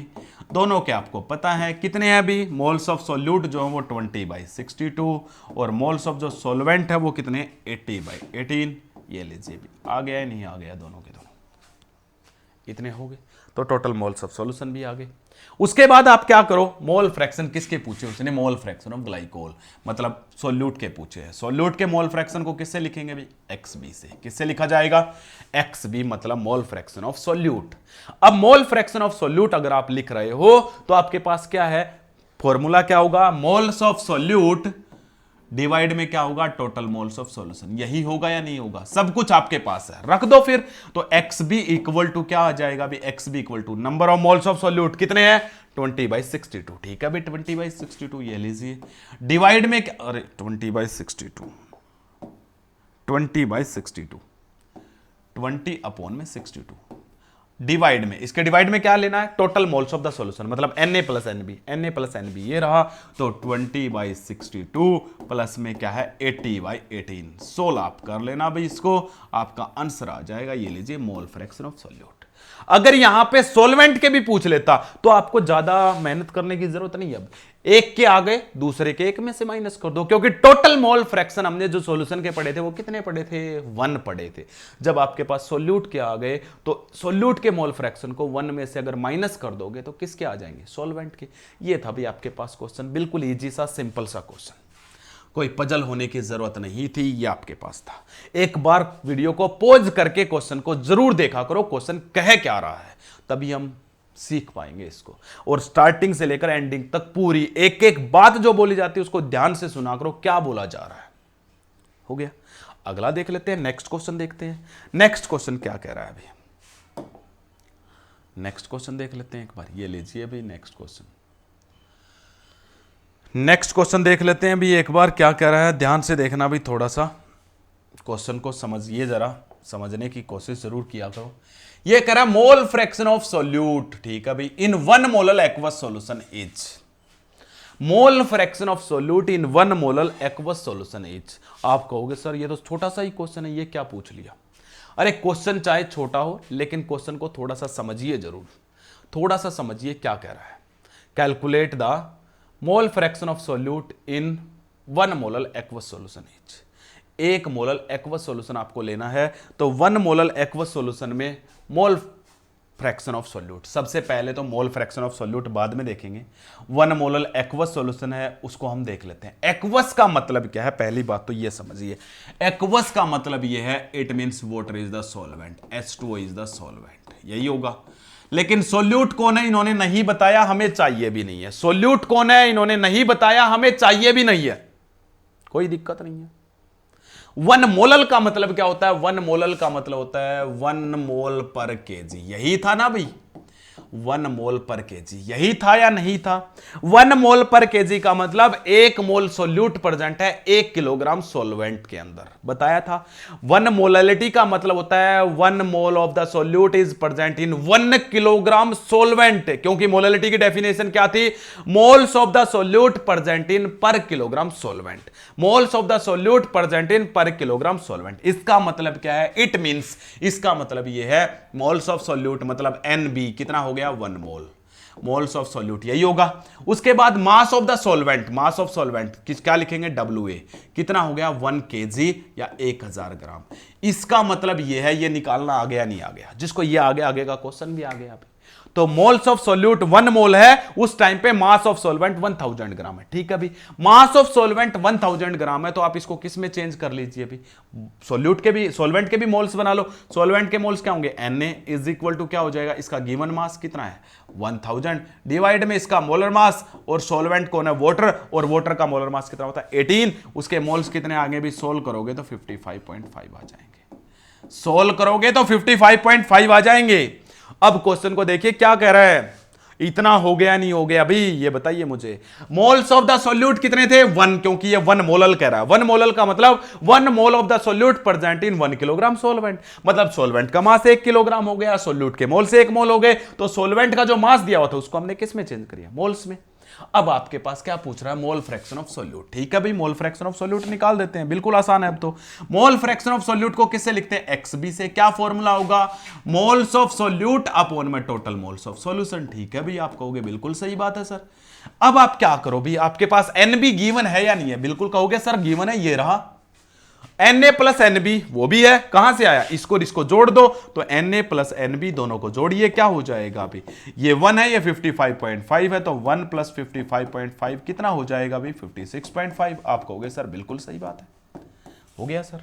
अब आप XB निकाल लो, तो XB इज इक्वल टू क्या हो जाएगा? मोल्स ऑफ सोल्यूट कितने थे? 1 अपॉन में टोटल मोल्स कितने हैं? 56.5। सोल्व कर लेना भी, आंसर आ जाएगा नहीं आ जाएगा? तो क्वेश्चन में कुछ नहीं दिया हुआ, इसको देख के घबराने की जरूरत नहीं है, बिल्कुल आसान और बेसिक से बेसिक बता रहा हूं। और जैसे ही चैप्टर ओवर होगा ना, कंप्लीट चैप्टर के सिर्फ ओनली न्यूमेरिकल पोर्शन का एक मैराथन और एक थ्योरी पोर्शन का मैराथन लेके आएंगे साथ साथ, जब तक चैप्टर कंप्लीट होगा। साथ साथ बने रहोगे तो मैं ये पक्का कहता हूं, सितंबर एंडिंग तक आपका सिलेबस कंप्लीट करवा दिया जाएगा। CBSE भी नीट के अकॉर्डिंग चल रहा है, JEE के अकॉर्डिंग चल रहा है। उसके बाद जैसे ही सिलेबस ओवर होगा, फिर स्पेशली JEE और नीट का चलाएंगे। तो ये आपके पास था, हो गया। नेक्स्ट क्वेश्चन देखते हैं एक बार, अगर आपको ये समझ में आ गया है तो चलें फिर नेक्स्ट क्वेश्चन देखिए। फिर नेक्स्ट क्वेश्चन क्या कह रहा है? ठीक है भाई, नेक्स्ट क्वेश्चन देख लेते हैं। ये लीजिए, अभी नेक्स्ट क्वेश्चन देख लीजिए एक बार, थोड़ा सा ध्यान से क्वेश्चन को देखिए, पढ़िए, फिर बताइए क्या है। ये कह रहा मोल fraction of urea in aqueous solution, मतलब सीधी सी बात है, एक्वस वर्ड दिया हुआ मतलब वाटर सॉल्वेंट है, और यूरिया जो है वो सॉल्यूट है। इतना बात क्लियर हो जाती है हमारे पास। Mole fraction of urea in aqueous solution containing 900 gram water, जिसमें इसने बता भी दिया जो आपका एक्वस सॉल्यूशन है जिसके अंदर वाटर सॉल्वेंट है, और जो वाटर की अमाउंट है वो 900 ग्राम है, 900 ग्राम है, इज 0.05, मतलब जो मोल फ्रैक्शन दिया हुआ है, मोल फ्रैक्शन जो दिया हुआ यूरिया का, वो 0.05 दिया हुआ है। ठीक है, इतना क्वेश्चन हो गया। उसके बाद करा if the density of the solution is 1.2 ग्राम पर ml, डेंसिटी भी दे दी, ठीक है भी दे दी। तो the molarity of the solution, कह रहा मोलरिटी बताइए क्या होगी। मोलरिटी बताने से पहले मुझे मोलरिटी का आप जल्दी से फॉर्मूला बता दीजिए भी क्या होगा। मोलरिटी का फॉर्मूला यहां लिख देता हूं ताकि आपके लिए इजी हो जाए। मोलरिटी इज इक्वल टू क्या था भाई? Molarity is equal to number of moles of solute upon में volume of the solution in litre. यही था या नहीं था भाई? इतना बताइए पहले, आप इसको देख के बताइए। आप कहोगे सर बिल्कुल सही है ये बात, ठीक है। अब आ जाते हैं तो फिर molarity equal to number of moles of the solute upon में volume of the solution in litre. आप कहोगे बिल्कुल सही बात है सर, ठीक है। तो आपको क्या क्या चाहिए? एक तो वॉल्यूम चाहिए, दूसरा आपको क्या चाहिए? Number of moles of solute. ठीक है, भी number of moles of solute भी देखेंगे। मोल्स कौन होगा? सोल्यूट कौन होगा? Urea. Urea is the solute, urea is the solute, जिसको किससे डिनोट करेंगे? बी से। उसका मोल फ्रैक्शन दिया हुआ है, एक्स भी दिया हुआ है, इन्होंने कितना दिया हुआ? 0.05। ये लीजिए, भी ये दिया हुआ, सबसे पहले मैंने यही लिख लिया। इतना किसी का कोई क्वेश्चन हो आप कमेंट सेक्शन में रख सकते हो। 0.05 मोल फ्रैक्शन ऑफ सोल्यूट हो गया 0.05। ठीक है भाई। उसके बाद हमारे पास क्या कह रहा है, एक्वस सॉल्यूशन है जिसके अंदर आपके पास मोल फ्रैक्शन दिया हुआ है, मोल फ्रैक्शन XB दिया हुआ, तो XB का फॉर्मूला क्या होगा भाई, XB का फॉर्मूला रहेगा number of moles of solute upon में टोटल मोल्स ऑफ सॉल्यूशन। यही होगा या नहीं होगा। अब यहां से मुझे क्या चाहिए, मुझे मोलरिटी निकालने के लिए number of moles of solute चाहिए, मतलब NB कैलकुलेट करना है। मतलब क्या कैलकुलेट करना है, NB। आप कहोगे सर बिल्कुल सही बात है, NB कैलकुलेट करना। तो इस फॉर्मूले से NB निकाल सकते हैं। कैसे, XB दिया हुआ है, कितना दिया हुआ 0.05 रख लेते हैं भी, दिया हुआ तो इक्वल टू NB आप कैलकुलेट करना चाहते हो अपॉन में NA और आपको चाहिए, क्योंकि NB तो हमें पता है कितना है, NB तो हमें कैलकुलेट करना, NA और चाहिए। NA का मतलब क्या है, मोल्स ऑफ द सॉल्वेंट। वो कहां से लेके आए, अरे मोल्स ऑफ सॉल्वेंट बनाना बिल्कुल आसान है। कैसे बनाओगे भाई, मोल्स ऑफ सॉल्वेंट किससे डिनोट किया जाता है, Na से, equal to mass of the solvent कितना दिया हुआ, अरे दिया हुआ 900 ग्राम, अपॉन में क्या करो इसका मोलर मास। मोलर मास किसका लेंगे, वाटर का, क्योंकि वाटर इज द सॉल्वेंट। कितने मोल्स बन गए भाई 50। कितने मोल्स बन गए 50, बिल्कुल सही बात है। रख देते हैं यहां पे, कितना रख देते हैं भाई 50। अगर आप चाहो इस क्वेश्चन को थोड़ा सा इजी बनाना तो आप इस NB को इस 50 की कंपैरिजन में नेग्लेक्ट कर सकते हो। क्यों कर सकते हैं, बात बताता हूं। क्योंकि जो मोल फ्रैक्शन है वो किसका है, सोल्यूट का है। कितना, 0.05, और टोटल मोल फ्रैक्शन कितना होता है 1। जब सोल्यूट का 0.05 है, इसका मतलब उसमें सोल्वेंट का मोल फ्रैक्शन कितना होगा, 0.95 होगा, क्योंकि टोटल दोनों को मिला के कितना करना 1। मतलब सोल्यूट का मोल फ्रैक्शन बहुत कम है, तो वहां पे सोल्यूट की अमाउंट भी बहुत कम होगी, और सोल्यूट की अमाउंट कम होगी तो मतलब वो सोल्यूशन डाइल्यूट है। ऐसे केस में सोलवेंट की कंपैरिजन में सोल्यूट को आप नेग्लेक्ट कर सकते हो, अगर आप चाहो तो। कोई जरूरी नहीं है, यहां पे NB को इस Na की कंपैरिजन में, इस 50 की कंपैरिजन में चाहो तो नेग्लेक्ट कर दो, अदरवाइज सोल्व कर लो भी NB क्या आएगा, अदरवाइज सोल्व कर लेना NB क्या आएगा। यहां से NB की वैल्यू आप कैलकुलेट कर सकते हो, कैलकुलेट आपको करनी है, उसमें हम कुछ नहीं कर सकते। यह आपके पास आ गया NB की वैल्यू, यहां से कैलकुलेट। मान लेते हैं मैं NB यहां पे नेग्लेक्ट कर रहा हूं, इस NB को नेग्लेक्ट कर रहा हूं, तो ये 50 उधर चला जाएगा, तो क्या आ जाएगा 0.05 मल्टीप्लाई क्या आ जाएगा 50। यही आएगा या नहीं आएगा, आप कहोगे सर बिल्कुल आएगा। बताइए number of moles of solute, एक क्वांटिटी आ गई या नहीं आ गई, आप कहोगे सर मिल गई बिल्कुल एक क्वांटिटी। अब क्या चाहिए आपको, volume of the solution in litre. Volume और चाहिए, वॉल्यूम कहां से लेके आए भाई, वॉल्यूम ऑफ द सॉल्यूशन चाहिए। वॉल्यूम आप डेंसिटी का यूज करके निकाल लोगे। कैसे निकालोगे भी, क्योंकि हमने पढ़ा था डेंसिटी इज इक्वल टू क्या होता है, mass by volume, mass of the solution upon में वॉल्यूम ऑफ सॉल्यूशन। आपको क्या कैलकुलेट करना, वॉल्यूम, तो volume of the solution is equal to mass of solution upon में डेंसिटी ऑफ सॉल्यूशन। बिल्कुल सही बात है, आप कहोगे सर बिल्कुल सही है। अब मुझे बताइए volume of the solution is equal to क्या हो जाएगा, मास ऑफ सॉल्यूशन अपॉन में डेंसिटी। डेंसिटी तो है अपने पास, कितनी है 1.2, लेकिन मास ऑफ सॉल्यूशन नहीं है, मास ऑफ सॉल्यूशन नहीं है। कहां से लेके आए भाई, अरे सॉल्वेंट का मास तो है, कितना है 900 ग्राम, सोल्यूट का मास और चाहिए, दोनों को जोड़ देंगे तो किसका मास बन जाएगा, सॉल्यूशन का। सोल्वेंट का मास है तो उसमें सोल्यूट का मास जोड़ दो। सोल्यूट का मास कैसे बनाओगे, सोल्यूट का मास भी बना देंगे, बिल्कुल आसान है। कैसे बनाएंगे भी, सोल्यूट का मास भी बनाएंगे, क्योंकि जो सोल्यूट दिया वो उसके मोल्स तो आ चुके हैं, और मोल्स को अगर मोलर मास से मल्टीप्लाई कर देते हैं, तो पिछले लेक्चर में पढ़ा था किसी के भी मास को मोल्स को मोलर मास से मल्टीप्लाई कर दोगे तो उसका मास बन जाएगा। बना लेते हैं फिर उसका मास, यानी कि ये सोल्यूट के जो मोल्स हैं इसको इसके मोलर मास से मल्टीप्लाई करते हैं। अब सोल्यूट है कौन, यूरिया। यूरिया का जो फॉर्मूला होता है वो होता है भी NH2CO NH2, ये हमारे पास होता है भी, और नियर अबाउट मेरे हिसाब से 60 होता है भी, ये भी कितना होता है 60 इसका मोलर मास। तो आप क्या करो, सोल्यूट का मास बनाने के लिए आप क्या करो, सोल्यूट के मोल्स जो आए थे 0.05 मल्टीप्लाई में था 50, तो मल्टीप्लाई में क्या और कर दें, इसके 60 और कर दें भी, ये आपके पास मास ऑफ द सोल्यूट आ गया। क्या आ गया, मास ऑफ सोल्यूट। सोल्व करेंगे तो देख लेते हैं एक बार, पॉइंट को खत्म कीजिए इसको। सबसे पहले तो आपके पास कितना हो जाएगा 5 मल्टीप्लाई में 6 पंजे 30, ये 3000 डिवाइड में 100, 0 से 0 कैंसिल, नियर अबाउट 150 ग्राम आ जाएगा भाई। सोल्व करके आप देख लेना, मैंने सोल्व कर लिया, 150 ग्राम हो गया। अब 150 ग्राम, इतना एक बार दोबारा से रिपीट कर रहा हूं, हमने क्या किया है वो बता देता हूं। सबसे पहले हमारे पास मोल फ्रैक्शन ऑफ सोल्यूट था, क्या फॉर्मूला है, मोल्स ऑफ सोल्यूट अपॉन में total moles of the solution. ठीक है। मोल्स ऑफ द सॉल्वेंट हमारे पास चाहिए थे क्योंकि मोल्स ऑफ सॉल्यूट तो हमें बनाने हैं। मोल्स ऑफ सॉल्वेंट कहाँ से बनाए, उसका मास दिया हुआ था, उसको उसके मोलर मास से डिवाइड कर दिया, तो आपके पास क्या आ गए, मोल्स ऑफ द सॉल्वेंट आ गए। यहाँ रख दिया, एनबी को नेग्लेक्ट कर दिया इसकी कंपेरिजन में, तो मल्टीप्लाई किया, मोल्स ऑफ सॉल्यूट आ गए।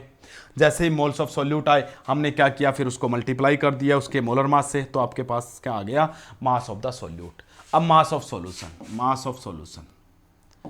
मास ऑफ सॉल्यूशन जिसको किससे डिनोट किया जाता है, WS से, is equal to mass of solvent कितना था 900 ग्राम, प्लस में मास ऑफ द सॉल्यूट कितना आया 150, टोटल मास कितना आ गया अभी 1050 ग्राम हो गया। अभी ये लीजिए मास ऑफ सॉल्यूशन भी आ गया, मास ऑफ सॉल्यूशन भी आ गया। तो अब आप क्या करो, मास ऑफ सॉल्यूशन आने के बाद वॉल्यूम निकाल लो, क्योंकि वॉल्यूम का क्या फॉर्मूला था, मास ऑफ सॉल्यूशन अपॉन में density of solution. Mass of solution कितना है 1050। ये जो वॉल्यूम आएगा ये किस में आएगा भी, ml में आएगा। क्यों, क्योंकि डेंसिटी जो दी हुई है वो ग्राम पर ml में दी हुई है। ये बता देता हूं भी, ये जो न्यूमेरिकल्स है, मेरा जो ये पोर्शन है ये तभी समझ में आएगा जब आप पीछे से वीडियो देखते आ रहे हो। पहली वीडियो से स्टार्ट कीजिए, कंप्लीट देखिए, ये समझो एक एक चीज समझ में आएगी। हो गया। अब आपके पास जो ये वॉल्यूम आया है ये ml में आया है। अगर ये ml में आया तो इसको लीटर में कैसे चेंज करोगे, तो volume is equal to 1050 upon में 1.2 था, पॉइंट खत्म करने के लिए 0 ऊपर लगा दिया, और इसके डिवाइड में 1000 और कर देंगे तो ये ml से किस में चेंज हो जाएगा, लीटर में। इतना देख के बताइए भी हो गया नहीं हो गया। अब आप मोलरिटी का फॉर्मूला लगा दो, तो मोलरिटी का फॉर्मूला क्या था, मोलरिटी इज इक्वल टू क्या था, मोल्स ऑफ द सॉल्यूट मतलब NB कितने आए थे भी, ये आए हुए 0.05 मल्टीप्लाई 50, 0.05 मल्टीप्लाई 50, तो 0.05 मल्टीप्लाई 50 ये लीजिए मल्टीप्लाई 50, ये आए थे moles of the solute upon में volume of the solution in litre. ये रहा volume of the solution in litre, रख दो इसके अपॉन में 10500 और ऊपर क्या चला जाएगा 12 और ऊपर क्या जाएगा 1000। सोल्व कर लेना भी, मोलरिटी आ जाएगी। ये लीजिए अभी ऐसे सोल्व करते हैं। एक बार क्वेश्चन को बड़े ध्यान से देखिए अभी, फिर क्या कह रहा है। सबसे पहले तो क्या दिया हुआ था, मोल फ्रैक्शन ऑफ सॉल्यूट, उससे हमने मोल्स ऑफ द सॉल्यूट बना लिए। मोल्स ऑफ सॉल्यूट बनाने के बाद उसका मास ऑफ द सॉल्यूट बना लिया, सॉल्वेंट और सॉल्यूट का मास जोड़ दिया तो मास ऑफ सॉल्यूशन बन गया, और डेंसिटी का यूज करके वॉल्यूम ऑफ द सॉल्यूशन बना लिया। मोल्स ऑफ सॉल्यूट को mass volume of the solution in litre से डिवाइड कर दिया तो आपके पास क्या बन गई, मोलैरिटी। ये था भी क्वेश्चन आपका। एक बार पॉज करके इसको अच्छे से देखिए। अब आगे बढ़ते हैं, नेक्स्ट क्वेश्चन देख लेते हैं अभी। नेक्स्ट क्वेश्चन हमारे पास क्या है अभी, नेक्स्ट क्वेश्चन देख लेते हैं एक बार हमारे पास क्या है। ये लीजिए अभी नेक्स्ट क्वेश्चन। इसी के साथ मोल फ्रैक्शन के डिफरेंट टाइप के न्यूमेरिकल आपके कंप्लीट हो चुके हैं। अभी मोल फ्रैक्शन के डिफरेंट टाइप के न्यूमेरिकल हमारे कंप्लीट हो चुके हैं। ठीक है। नेक्स्ट कंसंट्रेशन की जो टर्म है वो है ppm। नेक्स्ट कंसंट्रेशन की टर्म है ppm, पार्ट्स पर मिलियन। पार्ट्स पर मिलियन, पार्ट्स पर मिलियन क्या मतलब, अभी जैसे आप परसेंटेज पढ़ते हो ना वैसे ही है। परसेंटेज का मतलब होता है 100 में से कितना है, पार्ट्स पर मिलियन का मतलब 1 मिलियन में कितनी अमाउंट सोल्यूट की है वो सोल्यूट के ppm, कितनी अमाउंट सोल्वेंट की है वो सोल्वेंट की ppm। जैसे 100 में से हम कहते थे, मान लेते 10 ग्राम सोल्यूट है तो 10% सोल्यूट हो गया, 90% सोल्वेंट। वैसे ही 1 मिलियन में से सोल्यूट का कितना मास है, मास में भी ppm निकाल सकते हो, वॉल्यूम में भी। जैसे कि परसेंटेज को आप मास परसेंटेज में भी निकाल सकते हो और वॉल्यूम परसेंटेज में। वैसे ये ppm का मतलब ये है पर मिलियन कितने हैं। पर मिलियन मतलब मान लेते हैं हमारे पास क्या है, पर मिलियन कितने हैं ppm में निकालना, तो फॉर्मूला क्या होगा, मान लेते हैं मुझे सोल्यूट का ppm निकालना है। किसका निकालना है, सोल्यूट का ppm। तो सोल्यूट का ppm का मास में अकॉर्डिंग टू मास, वॉल्यूम के अकॉर्डिंग भी ppm निकाल सकते हो। तो सोल्यूट ppm इन मास, सोल्यूट ppm इन मास, मास के अकॉर्डिंग अगर सोल्यूट के ppm निकालने हैं तो कैसे निकालोगे, बिल्कुल आसान है। क्या करोगे, तो आप क्या करोगे, ऊपर कर दोगे सोल्यूट का मास, डिवाइड में क्या कर दोगे, डिवाइड में कर दोगे टोटल मास किसका, सॉल्यूशन का, और मल्टीप्लाई में परसेंटेज के लिए 100 करते थे, यहां मल्टीप्लाई में 1 मिलियन, और 1 मिलियन को मैं क्या लिख सकता हूं 10⁻⁶। इतना ही चेंज, अभी और कोई चेंज नहीं है, और कुछ भी चेंज नहीं है, बाकी सब कुछ सेम है। बाकी बिल्कुल सब कुछ सेम है 10⁻⁶। बाकी में कोई भी चेंज नहीं है, रिमेनिंग सब कुछ सेम है, एज इट इज है। ये हमारे पास था बस। अगर मैं वॉल्यूम के अकॉर्डिंग निकालना चाहता हूं तो volume of the solute upon में टोटल वॉल्यूम मल्टीप्लाई में 10⁻⁶। मास परसेंटेज और ppm दोनों सेम है, लेकिन ppm कब आया और परसेंटेज तो हम जनरली यूज कर लेते हैं। पीपीएम कब यूज करते हैं? जब आपका सोल्यूट की अमाउंट बहुत कम हो किसी सॉल्यूशन में। मान लेते हैं सोल्यूट प्रेजेंट है, सोल्यूट मान लेते हैं मैंने 100 ग्राम सॉल्यूशन लिया, कितना लिया? Let us consider we are taking 100 gram solution. जब हमने 100 ग्राम सॉल्यूशन लिया, उसके अंदर सोल्यूट जो प्रेजेंट है वो प्रेजेंट है 0.0001 ग्राम। अब इतना कम सोल्यूट मेजर करना आसान है क्या? मतलब इसकी परसेंटेज निकालोगे तो क्या होगी? पॉइंट सोल्यूट का मास 0.001 अपॉन में टोटल मास 100 था और मल्टीप्लाई में 100, तो कितनी मास परसेंटेज आई इसकी? 0.001%। क्या ये मेजर करना आसान है? नहीं है। तो आप कहोगे फिर इसको अमाउंट को बढ़ा लेते हैं। अरे मुझे एक बात बताइए, अगर 100 ग्राम सॉल्यूशन में इसकी अमाउंट 0.001 ग्राम है, मैं सॉल्यूशन को 1000 ग्राम लेता हूं, कितना लेता हूं? अगर मैं सॉल्यूशन को 1000 ग्राम लूंगा तो सोल्यूट भी बढ़ेगा, सोल्यूट कितना हो जाएगा? 0.001 हो जाएगा। अगर मैं सोलवेंट को 10,000 ग्राम लूंगा, सॉल्यूशन को 10,000 ग्राम लूंगा, तो आपका जो सोल्यूट है वो कितना हो जाएगा? 0.01 ग्राम। अगर मैं सॉल्यूशन को 10,000 ना लेके 1 लाख ग्राम लूंगा, 1 लाख ग्राम लूंगा, तो आपका पास जो सोल्यूट है वो कितना हो जाएगा? 0.1 ग्राम। और अगर मैं सॉल्यूशन को 10 लाख ग्राम लूंगा, कितना लूंगा? 10 लाख ग्राम लूंगा, तो आपके पास जो सॉल्वेंट हो जाएगा वो 1 ग्राम हो जाएगा। हो जाएगा नहीं हो जाएगा? तो जैसे आप सॉल्यूशन की अमाउंट बढ़ाओगे तो सोल्यूट भी बढ़ जाएगा नहीं बढ़ जाएगा? अरे मैं आपसे कहता हूं 100 ग्राम में जो सोल्यूट है वो 1 ग्राम है, तो 1000 ग्राम में कितना हो जाएगा? मान लेते हैं मेरे पास 100 ग्राम है, कितना है? 100 ग्राम कोई सॉल्यूशन है और उसमें जो सोल्यूट है वो 1 ग्राम है, कितना है? 1 ग्राम। 100 ग्राम सॉल्यूशन में सोल्यूट जो है जिसको बी लिखते हैं वो 1 ग्राम है। तो अगर मैं इसको 1000 ग्राम कर दूंगा, 1000 ग्राम सॉल्यूशन को, तो आपका जो सोल्यूट है वो कितना हो जाएगा? 10 ग्राम। इसमें सोचने की बात ही नहीं है। सॉल्यूशन को बढ़ाओगे तो सोल्यूट भी बढ़ेगा। इसलिए जब सोल्यूट की अमाउंट बहुत कम होती है तो उसके लिए हम किसको यूज करते हैं? पीपीएम को यूज करते हैं। जैसे कि मान लेते हैं हमारे पास एक एग्जांपल हम लेंगे, इसलिए कह रहा है क्वेश्चन, देखिए पीपीएम का मतलब समझ में आ गया होगा। जैसे मास परसेंटेज का मतलब था पर 100 ग्राम में कितना है, या पर 100 ml, क्योंकि आप मास परसेंटेज जो है मास परसेंटेज में भी ले सकते हो और वॉल्यूम में भी। वैसे ही पीपीएम आप वॉल्यूम में भी ले सकते हो और मास में भी ले सकते हो। तो इसलिए क्या करा, पीपीएम का मतलब क्या होता है? अगर मास के अकॉर्डिंग लोगे तो मास of the solute present in पर 10 मिलियन ऑफ द सॉल्यूशन, पर 10 मिलियन सॉल्यूशन का हमने मास लिया, उसमें कितना सोल्यूट का प्रेजेंट है, वो सोल्यूट की पीपीएम। इसलिए हमारे पास जो फॉर्मूले बनते हैं वो क्या बन चुके हैं? फॉर्मूला बना लेते हैं हम। जब सोल्यूट की अमाउंट बहुत कम हो तब हम इसको यूज करते हैं। इसलिए हमारे पास मान लेते हैं मुझे क्या करना है, सॉल्वेंट की पीपीएम निकालनी है। किसकी निकालनी है? सॉल्वेंट की, अकॉर्डिंग टू मास बता रहा हूं। तो आप क्या करोगे? सॉल्वेंट मास, यही करोगे। क्या करोगे? सॉल्वेंट मास डिवाइड में क्या करोगे? टोटल मास, और मल्टीप्लाई में क्या कर दोगे भाई? 100 मल्टीप्लाई में क्या करोगे? 10⁶ बन गया। पीपीएम को इसलिए कम यूज किया जाता है जहां पे सोल्यूट बहुत कम हो, ताकि अगर आपने सॉल्यूशन ज्यादा अमाउंट में लोगे तो सोल्यूट भी ज्यादा अमाउंट में हो जाएगा, उसके अमाउंट को बढ़ाने के लिए। मान लेते हैं हमने कोई सॉल्यूशन लिया है और हमने जो सॉल्यूशन लिया है वो लिया है 1000 ग्राम, कितना लिया? और उसके अंदर जो सोल्यूट प्रेजेंट है वो प्रेजेंट है 0.01 ग्राम। कितना प्रेजेंट है? 0.01 ग्राम। और आपसे कोई कहे इसका पीपीएम निकालो, तो बिल्कुल इजी है पीपीएम निकालना। फॉर्मूले में लगा देते हैं सोल्यूट का पीपीएम। सोल्यूट का पीपीएम कैसे निकालते थे? According to mass. तो सोल्यूट का मास कितना दिया हुआ? 0.01 अपॉन में टोटल मास कितना है? 1000 ग्राम, और मल्टीप्लाई में क्या कर देते हैं? 10⁶ पीपीएम में। इस 1000 को भी मैं क्या लिख सकता हूं? 10⁻3। 3 से 3 कैंसिल, कितना बच गया यहाँ पे? 10⁻3। 0.01 की और 10⁻3 की मल्टीप्लाई करोगे तो कितना आ जाएगा? 10 ग्राम। आ गया नहीं आ गया? या फिर सीधा 1000 ग्राम में 0.01 है तो 10,000 ग्राम में कितना हो जाएगा? 10,000 ग्राम में ये 0.1 ग्राम हो जाएगा। 1 लाख ग्राम में कितना हो जाएगा? इसमें 1 जीरो बढ़ेगी तो इसमें भी 1 जीरो बढ़ जाएगा, 1 ग्राम हो जाएगा। और 10 लाख ग्राम में कितना हो जाएगा? अभी 10 लाख ग्राम में ये 10 ग्राम हो जाएगा। आप फॉर्मूले से निकालो, ऐसे हो जाएगा। अभी आइए अभी क्वेश्चन क्या कह रहे हैं, क्वेश्चन को देख लेते हैं अभी एक बार हमारे पास क्या कह रहे हैं। ठीक है, तो क्वेश्चन को देखते हैं। हमारे पास ये कह रहा concentration of the pollutant. Pollutant क्या होता है? पहली बात तो ये है, पोल्यूटेंट वो सबस्टेंस होता है विच क्रिएट पोल्यूशन, जो क्या क्रिएट करता है? पोल्यूशन के लिए रिस्पॉन्सिबल होता है। जो वाटर में पोल्यूटेंट होगा वो वाटर पोल्यूशन करेगा, तो जो पोल्यूशन करता है उसे बोलते हैं पोल्यूटेंट। और पोल्यूटेंट की अमाउंट बहुत कम होती है, इसलिए उसको किस में मेजर किया जाता है? तो पोल्यूटेंट की कंसंट्रेशन को, अमाउंट को किस में मेजर किया जाता है? पीपीएम में मेजर किया जाता है। अभी बहुत ही अच्छा क्वेश्चन है। तो concentration of pollutant is expressed in, क्योंकि मास परसेंटेज में भी कर सकते थे, वॉल्यूम परसेंटेज में भी कर सकते थे, मास बाई वॉल्यूम में भी कर सकते थे, लेकिन पीपीएम में क्यों किया? क्योंकि पोल्यूटेंट की अमाउंट बहुत कम होती है, इसलिए हम उसको किस में मेजर करते हैं? पीपीएम में। बड़ा इंपॉर्टेंट क्वेश्चन था ये। ठीक है, आगे बढ़ते हैं फिर। अगला क्वेश्चन देखिए,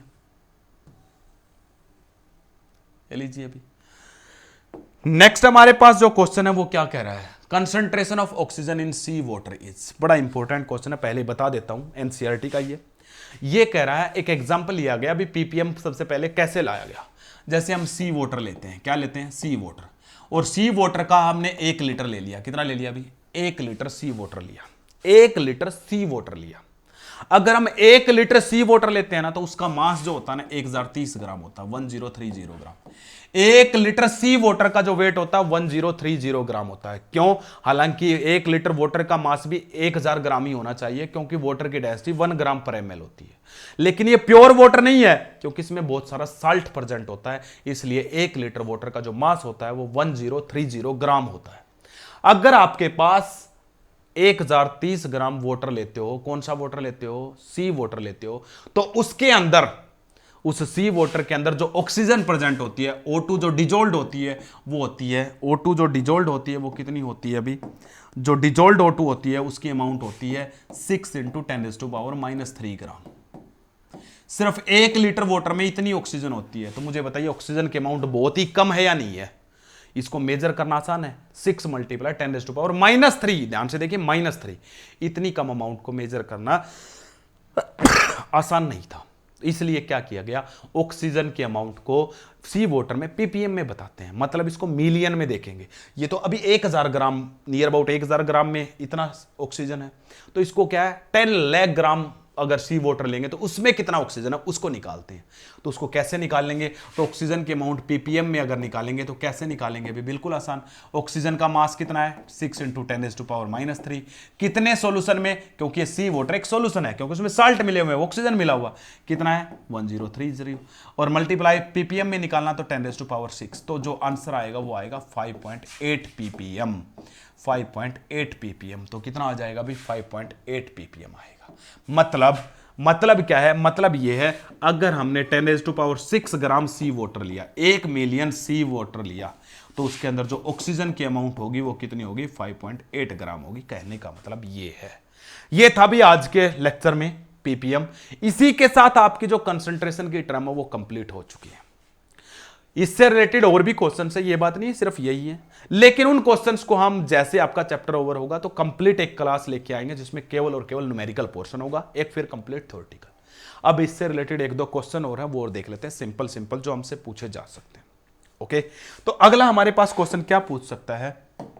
हमसे क्वेश्चन ये पूछा जा सकता है,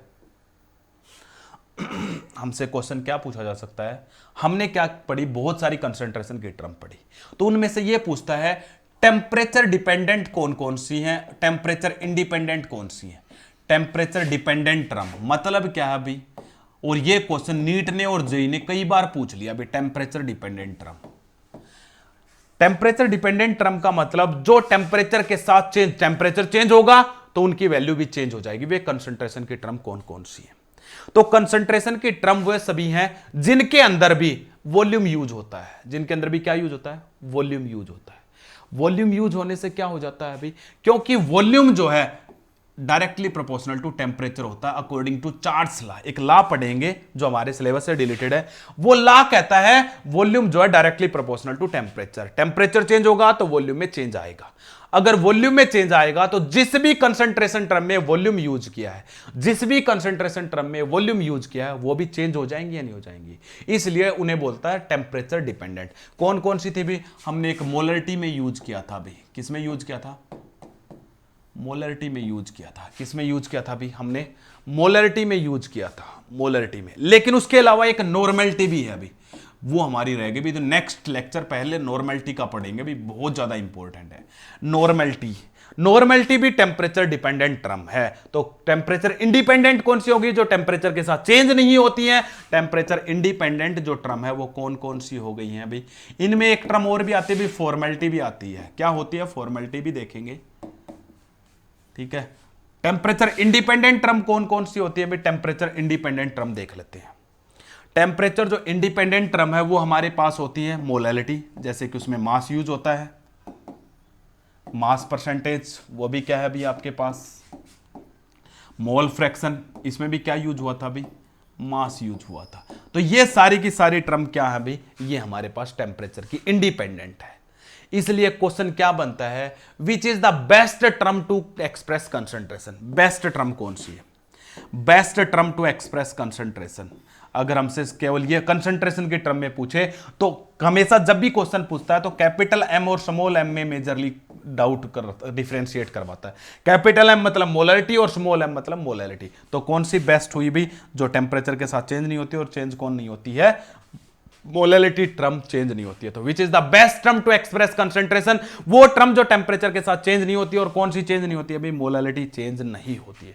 तो molarity is the best term. तो कौन सी टर्म बेस्ट है, मोलरिटी जो है वो बेस्ट टर्म है टू एक्सप्रेस द कंसंट्रेशन। ठीक है, ये हमारे पास था कुछ अलग से क्वेश्चन। अब एक क्वेश्चन है भाई, फॉर्मेलिटी क्या होती है। फॉर्मेलिटी को मोलरिटी ही बोलते हैं भाई, क्या बोला जाता है, formality is also known as molarity. लेकिन क्या चेंज है, पहले टाइम में फॉर्मेलिटी होता था, आजकल मोलरिटी है। क्यों होता था, पहले टाइम में एक क्वेश्चन था कि फॉर्मेलिटी तब यूज करेंगे जब आपका सोल्यूट कैसा होगा, जब आपका सोल्यूट जो होगा वो इलेक्ट्रोलाइट टाइप का होगा। इलेक्ट्रोलाइट टाइप का मतलब ऐसा सोल्यूट जो आयंस में टूट जाता है। किसमें टूट जाता है, ऐसा सोल्यूट जो आयंस में टूट जाता है। जैसे कि NaCl सोल्यूट लिया या आपने HCl सोल्यूट लिया, तो ऐसा सोल्यूट अगर आप लेते हो जो आयंस में टूट जाता है, उस टाइम पे हम इसको फॉर्मेलिटी बोलते थे। लेकिन आज कल सबके लिए मोलरिटी यूज होती है, चाहे सोल्यूट कैसा भी हो। तो फॉर्मेलिटी और मोलरिटी सेम है, कुछ अलग नहीं है, इनमें कुछ भी चेंज नहीं है। तो नेक्स्ट टर्म हमारी जो रहेगी वो नॉर्मलिटी, नेक्स्ट लेक्चर जो रहेगा हमारा नॉर्मलिटी टर्म के ऊपर रहेगा। धीरे धीरे कोशिश करेंगे थोड़ा सा और लेक्चर की लेंथ को बढ़ाना पड़ेगा भाई, ताकि हमारा टाइम से सिलेबस हो जाए। क्योंकि ये चैप्टर और इससे अगला चैप्टर ये थोड़े से लेंथी है, उसके बाद चैप्टर इतने ज़्यादा लेंथी नहीं है। तो धीरे धीरे चलेंगे, सिलेबस पूरा टाइमली हो जाएगा हमारा। क्योंकि हमारे पास टोटल 10 चैप्टर है, जून 25 तक ये आपका लेक्चर हो जाएगा। उसके बाद नेक्स्ट आगे बढ़ते रहेंगे, तो सितंबर लास्ट तक मतलब 3 महीने हैं। हर 10 दिन में आपका एक चैप्टर कंप्लीट होता रहेगा। 10 से 12, किसी में 15 दिन लगेंगे, तो किसी 8 दिन भी लगेंगे। ओके, आज के लिए इतना ही है। Thank you, have a nice day. Like share subscribe करते रहिए और अपने साथियों को भी बोलिए वो ज़्यादा से ज़्यादा कनेक्टेड रहें। Okay, thank you.